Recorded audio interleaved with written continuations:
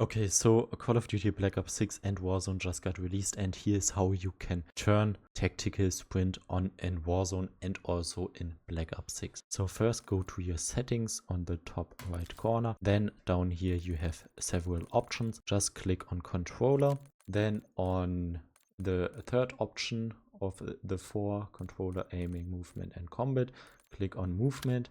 And now the first option is already the sprint assist. I've turned this on. You can click on tactical sprint, and now you have tactical sprint enabled. Click on show more, and now you can set up a delay for the sprint assist, and also if you want to enable or disable the sprint assist sideways and backward. Down here you have a few more options, so mental assist. You can also select some more options here: sideways, backwards, tactical sprint only, and mental assist angle. Then here the crouch assist and the corner slice. So I prefer this one on, but many players prefer to play without corner slice. So just test it out. I hope this video was helpful for you. If you have problems to hear steps in Warzone, click on this video right now and it will get fixed in a few seconds.